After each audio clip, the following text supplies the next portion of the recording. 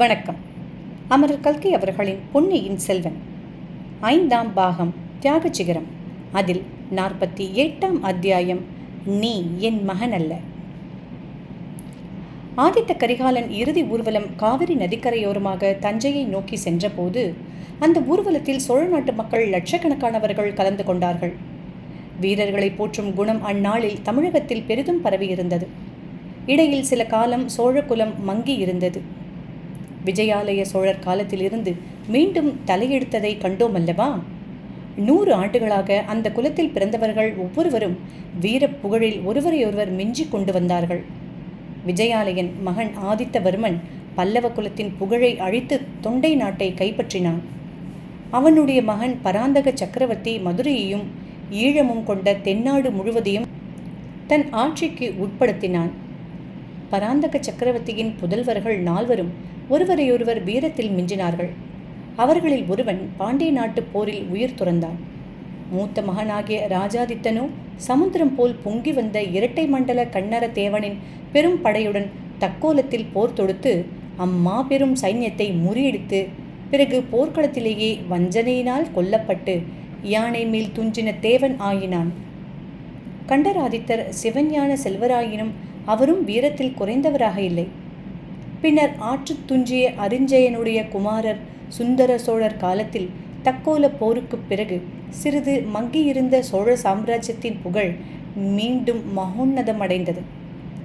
இவ்வாறு வழி வழியாக வந்த வீர பரம்பரையில் பிறந்தவர்களில் ஆதித்த கரிகாலனுக்கு ஒப்பாருமில்லை மிக்காருமில்லை என்று மக்களின் ஏகோபித்த வாக்கே எங்கும் கேட்கக்கூடியதாய் இருந்தது. 12ஆம் வயதில் சேவூர் போர்க்களத்தில் அவன் புரிந்த வீரதீர சாகச செயல்கள் அர்ஜுனன் மகனான அபிமன்யுவின் புகழையும் மங்கச் செய்து விட்டனவல்லவா? இத்தகைய வீராதி வீரன் சில வருட காலமாக தஞ்சைக்கு வராமல் காஞ்சியிலேயே தங்கியிருந்த காரணம் பற்றி பலவித வதந்திகள் உலாவி வந்தன. சிற்றரசர்கள் சூழ்ச்சி செய்து மதுராந்தகனுக்கு பட்டம் கட்டும் நோக்கத்துடன் ஆதித்த கரிகாலனை தஞ்சை பக்கம் வராதபடி செய்து வருகிறார்கள் என்பது ஒரு வதந்தி. முன்னொரு காலத்தில் கரிகால வளவன் வடநாட்டுக்கு படையெடுத்துச் சென்று இமயமலையின் உச்சியில் புலிகொடியை நாட்டிவிட்டு வந்தது போல அதே பெயர் கொண்ட ஆதித்த கரிகாலனும் செய்ய விரும்பி சபதம் செய்திருக்கிறான் என்றும், அந்த சபதம் நிறைவேறாமல் அவன் தஞ்சைக்கு திரும்ப விரும்பவில்லை என்றும், அதற்கு பழுவேட்டரையர் முதலியவர்கள் குறுக்கே நின்று தடுத்து வருகிறார்கள் என்றும் இன்னொரு வதந்தி பரவியிருந்தது. எனவே திடீரென்று ஒரு நாள் ஆதித்த கரிகாலன் இறந்துவிட்டான் என்றும், சம்புவரையரின் மாளிகையில் வஞ்சனையினால் கொல்லப்பட்டான் என்றும் செய்தி பரவவே சோழ நாட்டு மக்களின் உள்ள கிளர்ச்சி எப்படி இருந்திருக்கும் என்று சொல்ல வேண்டியதில்லை அல்லவா? அந்த வீர புருஷனுக்கு இறுதி மரியாதை செய்வதற்கு மக்கள் லட்சக்கணக்கிலே திரண்டு வந்து சேர்ந்ததிலும் வியப்பில்லைதானே? ஊர்வலம் தஞ்சையை அணுகிய போது ஜனக்கூட்டம் ஜன சமுத்திரமாகவே ஆகிவிட்டது. தஞ்சை நகர மக்களும் தஞ்சை கோட்டையை சுற்றிலும் சூழ்ந்திருந்த தென்திசை படை வீரர்களும் கூட்டத்தோடு கூட்டமாக சேர்ந்து விட்டார்கள். அவர்களையெல்லாம் கோட்டைக்குள் அனுமதித்தால் பல விபரீதங்கள் நேரிடலாம் என்று முதன் மந்திரி அனிருத்தர் எச்சரித்ததன் பேரில் துயரக்கடலில் மூழ்கியிருந்த சக்கரவர்த்தியும் அவருடைய குடும்பத்தாரும் கோட்டைக்கு வெளியிலேயே வந்துவிட்டார்கள். சுந்தர சோழரை பார்த்ததும் அந்த மாபெரும் கூட்டத்தில் ஒரு பேரிரைச்சல் எழுந்தது. சோழ நாட்டை சுந்தர சோழர் அரசு புரிந்த போது ஹா என்ற சத்தமே கேட்டதில்லை என்று சிலர் சாசனங்கள் சொல்லுகின்றன. ஆதித்த கரிகாலரின் மரணத்துக்கு முன்னால் குடிகொண்டிருந்த நிலைமை அச்சில சாசனங்களில் பொறிக்கப்பட்டிருக்கிறது. இன்றைக்கோ ஹா, ஐயையோ என்று சத்தங்கள் லட்சக்கணக்கான குரல்களில் எழுந்தன. அபிமன்யுவை பறிகொடுத்த அர்ஜுனனுடைய நினைவு அநேகருக்கு வந்தது. ஆனால் அபிமன்யுவோ பகைவர் கூட்டத்துக்கு மத்தியில் தன்னந்தனியாக நின்று அசகாய சூரத்தனங்கள் செய்துவிட்டு உயிரை விட்டான். இங்கேயோ ஆதித்த கரிகாலன் மதுராந்தகனின் மண்ணாசையினாலும் சிற்றரசர்களின் அதிகார வெறியினாலும் சூழ்ச்சிக்கு ஆளாகி கொல்லப்பட்டான். மக்களின் மனத்தில் குடிக்கொண்டிருந்த இந்த எண்ணத்தை உறுதிப்படுத்தும் காரியங்களும் வெளியில் நடந்தன. ஆதித்த கரிகாலனுடைய சடலம் தஞ்சை கோட்டைக்கு வெளியே எல்லோரும் வந்து பார்க்கும்படியாக வைக்கப்பட்டிருந்தது. அனைவரும் வந்து பார்த்து கண்ணீர் விட்டு விட்டு போனார்கள். ஆனால் மதுராந்தகர் மட்டும் வரவில்லை. பழுவேட்டரையர்களும் வரவில்லை. பழுவேட்டரையர்கள் தங்கள் நண்பர்களை சைன்யங்களுடன் ஒன்று சேர்த்து கொண்டிருக்கிறார்கள் என்று வதந்தி பரவவும் ஆரம்பித்திருந்தது. எனவே ஆதித்த கரிகாலருக்கு வீர மரணத்துக்குரிய முறையில் ஈமச் சடங்குகள் நடந்து சக்கரவர்த்தியின் குடும்பத்தினர் தஞ்சை கோட்டைக்குள் பிரவேசித்த பிறகும் ஜனக்கூட்டம் விரைவாக கலையவில்லை. மதுராந்தகன் வீழ்க, பழுவேட்டரையர்கள் வீழ்க என்னும் கோஷங்கள் முதலில் லேசாக எழுந்தன. நேரமாக ஆக இந்த கோஷங்கள் பலம் பெற்று வந்தன. திடீரென்று ஜனக்கூட்டத்தில் ஒரு பகுதியினர் கோட்டை கதவுகளை இடித்து மோதி திறந்து கொண்டு தஞ்சை நகருக்குள் பிரவேசித்தார்கள். முதலில் அவர்கள் பழுவேட்டரையர்களின் மாளிகைக்கு சென்றார்கள். வெளியிலே நின்று பழுவேட்டரையர்கள் வீழ்க என்று சத்தமிட்டார்கள். முதன் மந்திரி அனிருத்தரின் கட்டளையின் பேரில் வேளக்கார படை வீரர்கள் ஜனங்களை கலைந்து போகச் செய்ய நேர்ந்தது. இதற்கிடையில் மதுராந்தகத்தேவன் அனிருத்தரின் வீட்டில் ஒளிந்து கொண்டிருக்கிறான் என்பதாக ஒரு வதந்தி பரவியது. ஜனங்கள் அனிருத்தரின் வீட்டை போய் சூழ்ந்து கொண்டார்கள். எங்கே அந்த பேடி மதுராந்தகன்? வெளியே வரச் சொல்லுங்கள் மதுராந்தகனை என்று கத்தினார்கள். அச்சமயம் உண்மையாகவே மதுராந்தகன் அனிருத்தரின் வீட்டுக்குள் இருந்தான். வெளியிலே ஜனங்களின் கூக்குரலை கேட்டுவிட்டு அவன் நடுநடுங்கினான். அனிருத்தரை பார்த்து, முதன் மந்திரி, என்னை எப்படியாவது கோட்டைக்கு வெளியே அனுப்பிவிடுங்கள், ரகசிய சுரங்க வழியாக அனுப்பிவிடுங்கள். என்னை ஆதரிக்கும் நண்பர்களுடனே நான் போய் சேர்ந்து கொள்கிறேன். இந்த உதவியை தாங்கள் செய்யும் பட்சத்தில் நான் சோழ சிம்மாசனத்தில் ஏறும்போது தங்களையே முதன் மந்திரியாக வைத்துக் கொள்வேன் என்று சொன்னான். ஐயா, சிங்காசனம் ஏறுவதை பற்றி இப்போது ஏன் பேச வேண்டும்? இன்னும் சுந்தர சோழர் சக்கரவர்த்தி உயிருடன் இருக்கிறாரே என்றார் முதன் மந்திரி அனிருத்தர். சுந்தர சோழர் தம் குமாரனுக்கு ஈமக்கடன் செய்துவிட்டு திரும்பி வந்ததை நீங்கள் பார்க்கவில்லையா? அவர் முகம் எவ்வாறு பேயெழுத்தது போலிருந்தது என்பதை கவனிக்கவில்லையா? நான் இந்த மச்சு மேடையிலிருந்து பார்த்து கொண்டிருந்தேன். அதிக காலம் இனி உயிரோடு இருக்க மாட்டார். அருள்மொழிவர்மனாவது நானாவது சிங்காதனம் ஏறி இந்த ராஜ்யத்தை ஆள வேண்டும். சுந்தர சோழர் எனக்கு பட்டம் கட்டவே பிரியப்படுகிறார். நீங்களும் அன்னையும் எதற்காக அதற்கு குறுக்கே நிற்க வேண்டும் என்றான் மதுராந்தகன். இளவரசே, தங்கள் அன்னை குறுக்கே நிற்பதற்கான காரணம் இல்லாமல் போகுமோ? அதோ கேளுங்கள். இந்த வீட்டை சூழ்ந்திருக்கும் மக்களின் கூச்சலை சுந்தர சோழர் இஷ்டப்பட்டால் மட்டும் போதுமா? சோழ நாட்டு மக்கள் இஷ்டப்பட வேண்டாமா என்று கூறிவிட்டு, ஆஹா, இது என்ன என்று அனிருத்தர் வீதியில் எட்டி பார்த்தார். பழைய கூக்குரலுக்கு பதிலாக இப்போது அருள்மொழிவர்மர் வாழ்க, பொன்னியின் செல்வர் வாழ்க, ஈழம் கொண்ட வீராதி வீரர் வாழ்க என்று கோஷங்கள் கிளம்பின. கம்பீரமான குதிரை மேலேறி அருள்மொழிவர்மர் அங்கே வந்து கொண்டிருந்தார். அவரை பின்தொடர்ந்து அத்தனை ஜனங்களும் போனார்கள். சில நிமிஷ நேரத்துக்கெல்லாம் அனிருத்தர் வீட்டின் வெளிப்புறம் வெறுமையாகிவிட்டது. அனிருத்தருக்கு முன்னால் இருந்து மதுராந்தகனும் அந்த காட்சியை பார்த்து கொண்டிருந்தான். அவனுடைய கண்கள் பொறாமை தீயினால் கோவை பழம் போல சிவந்தன. ஆஹா, இந்த பிள்ளையிடம் அப்படி என்னதான் வசீகரம் இருக்கிறதோ என்று தனக்குத்தானே சொல்லி பொறுமிக் கொண்டான். அனிருத்தர், இளவரசி, ஈழத்து ராணியை கொன்றவனை பின்தொடர்ந்து சின்ன பழுவேட்டரையர் ஓடிய போது நீர் அந்த பாதாள சுரங்க வழியில் இருந்ததற்கு காரணம் என்ன என்று கேட்டார். பொன்னியின் செல்வன் யானைப்பாகன் வேஷத்தில் அரண்மனைக்கு வந்தபோது எனக்கு மிக்க மனச்சோர்வு உண்டாயிற்று. அவனும் நானும் ஒரே சமயத்தில் இந்த கோட்டைக்குள்ளிருக்க பிரியப்படவில்லை. பழுவேட்டரையர் சுரங்க வழியை எனக்கு காட்டி கொடுத்திருந்தார். அதன் வழியாக போய்விடலாமா என்று யோசித்து கொண்டு அரண்மனை தோட்டத்தை சுற்றி கொண்டிருந்தேன். அப்போது ஒருவன் சுரங்கப்பாதை வழியாக வெளியே வருவதை பார்த்தேன். அவன் என்னை நெருங்கி, இளவரசே, தங்களை பார்க்கத்தான் வந்தேன். பெரிய பழுவேட்டரையரும் கந்தமாறனும் தங்களை உடனே அழைத்து வரும்படி என்னை அனுப்பினார்கள். தங்கள் சிம்மாசன உரிமையை ஆதரித்து நிற்க பெரிய சைன்யங்கள் தயாராக இருக்கின்றன என்றான். அவனுடைய தோற்றம் எனக்கு சிறிது சந்தேகத்தை உண்டாக்கிற்று. பெரிய சைன்யம் தயாராகி இருந்தால் நான் ஏன் வெளியே வர வேண்டும்? அவர்களே இங்கு வந்து கொடும்பாளூர் படைகளை தோற்கடித்துவிட்டு என்னை சிம்மாசனத்தில் ஏற்றி வைக்கட்டுமே என்றேன். அந்த மனிதன், இளவரசே, அது மட்டுமல்ல, தங்களுடைய பிறப்பை குறித்து ஒரு பயங்கரமான மர்மம் இருக்கிறது. அதை வேறு யாரும் உங்களுக்கு சொல்ல துணிய மாட்டார்கள். நான் சொல்வேன் என்றான். அப்படியானால் வா, உடனே போகலாம் என்றேன் நான். அதற்கு அவன், முதன் மந்திரி அனிருத்தருக்கு ஒரு செய்தி சொல்ல வேண்டி இருக்கிறது. அதை சொல்லிவிட்டு வருகிறேன். நீங்கள் முதலில் போய் சுரங்கப்பாதையில் ஒளிந்திருங்கள் என்றான். அதன் பேரில் பொக்கிஷ நிலவரைக்குள் போய் நான் காத்திருந்தேன். முதன் மந்திரி, தங்களை அவன் வந்து பார்த்தானா? என் பிறப்பை குறித்த பயங்கரமான மர்மம் என்னவாக இருக்கக்கூடும் என்றான் மதுராந்தகன். இளவரசே, தங்களுக்கு அதை வெளியிட்டுச் சொல்லும் உரிமை பெற்றவர் தங்கள் அன்னை செம்பியன் மாதேவி ஒருவர்தான். எனக்கு ஓரளவு தெரிந்திருந்தாலும் நான் அதை சொல்லக்கூடாது என்றார் அனிருத்தர். இந்த சமயத்தில் அம்மாளிகையின் வாசலில் மறுபடியும் கலகலப்பு சத்தம் கேட்டது. முதன் மந்திரி எட்டி பார்த்தார். ஆஹா, இதோ உங்கள் அன்னையே வந்துவிட்டார் என்றார். சிறிது நேரத்திற்கெல்லாம் செம்பியன் மாதேவி அனிருத்தரின் வீட்டு பெண்மணிகளை பார்த்து பேசிவிட்டு மேல் மாடிக்கு வந்தார். அந்த தேவியின் முகத்தில் அப்போது சோகம் ததும்பிக் கொண்டிருந்தது. அனிருத்தர் எழுந்து உபசரித்து சுட்டி காட்டிய ஆசனத்தில் தேவி உட்கார்ந்தார். சிறிது நேரம் தரையை குனிந்து பார்த்த வண்ணமாக இருந்தார். அந்த மேல் மாடத்திலும் மாளிகைக்கு வெளியிலும் வீதியிலும் நிசப்தம் குடிக்கொண்டிருந்தது.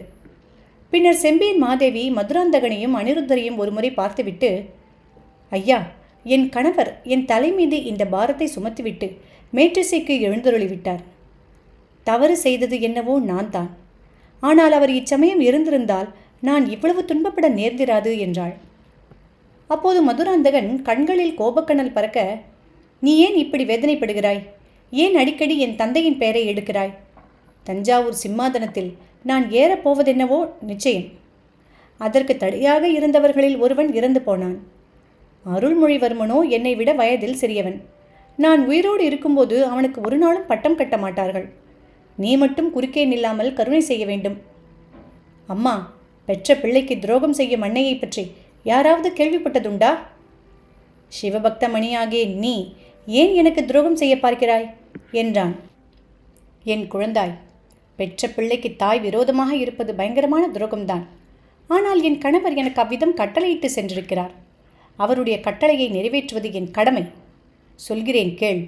மண்ணாசை ரொம்ப பொல்லாதது. ராஜ்யத்தின் மேல் ஆசை அதைவிட கூடியது. தலையிலே முடிசூட்டி கொண்டிருப்பவர்களைப் போல் இவ்வுலகத்தில் கவலைக்குள்ளாகிறவர்கள் வேறு யாரும் இல்லை. சிங்காதனத்தில் வீற்றிருப்பவர்களைப் போல் மன அமைதியின்றி சங்கடப்படுபவர்களும் யாரும் இல்லை. தலையிலே கிரீடம் வைத்துக் கொண்டிருந்த காரணத்தினால் அல்லவா வீரபாண்டியன் உயிரை விட நேர்ந்தது. பூலோக ராஜ்யத்தை காட்டிலும் எவ்வளவோ மடங்கு மேலானது சிவலோக சாம்ராஜ்யம். நாம் இந்த ஊரை விட்டே போய்விடுவோம், வா. க்ஷேத்திர தரிசனம் செய்து கொண்டு கைலேயங்கிரி வரையிலே போவோம்.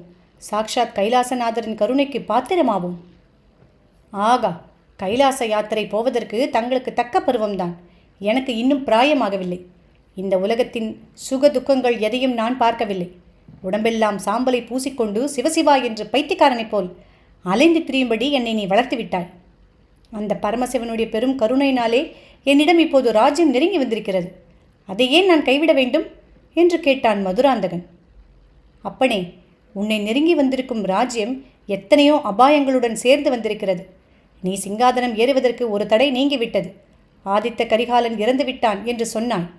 சற்று முன்னால் இந்த வீட்டை சுற்றி நின்று கொண்டிருந்த ஜனங்கள் கூச்சலிட்டது உன் காதில் விழவில்லையா? மதுராந்தகா, ஆதித்த கரிகாலன் இறந்ததற்கு நீயும் பழுவேட்டரையர்களுமே காரணம் என்று மக்கள் நினைக்கிறார்கள். உன்னை எப்படி சக்கரவர்த்தியாக அவர்கள் ஒப்புக்கொள்வார்கள்? அம்மா, அதையெல்லாம் ஜனங்கள் வெகு சீக்கிரம் மறந்து விடுவார்கள். என்னை சிங்காதனத்தில் ஏற்றிவிட்டால் என்னையே சக்கரவர்த்தி என்று ஒப்புக்கொள்வார்கள். இன்னும் சொல்கிறேன் கேள்.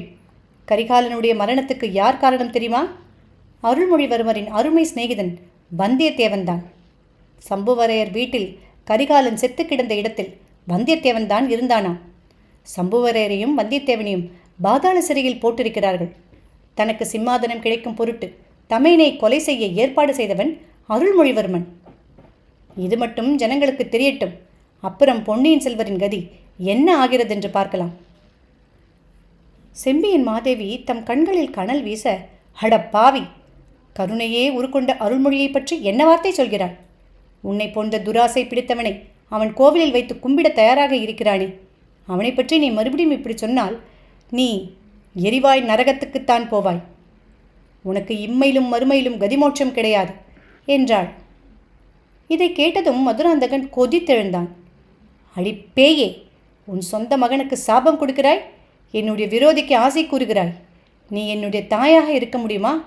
இல்லவே இல்லை என்று மதுராந்தகன் உள்ளம் நொந்து கொதித்து கூறினான். அப்போது செம்பியன் மாதேவி, அப்பா, உனக்கு நான் இதை என்றைக்கும் சொல்ல வேண்டாம் என்றிருந்தேன். உன்னுடைய பிடிவாதத்தினால் சொல்லும்படி செய்துவிட்டாய். உண்மையிலேயே நான் உன்னை பெற்ற தாயாரல்ல, நீ என் மகனும் அல்ல என்றாள்.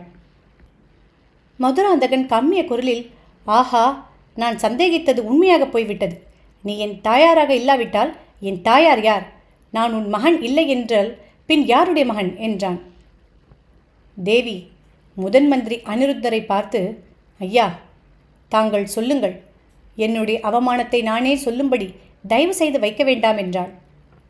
முதன் மந்திரி அனிருத்தர் மதுராந்தகனை பார்த்து சொன்னார், இளவரசே, தங்களை சின்னஞ்சிறு குழவை பருவத்திலிருந்து எடுத்து வளர்த்த அன்னையை மனம் நோகும்படி செய்துவிட்டீர்கள்.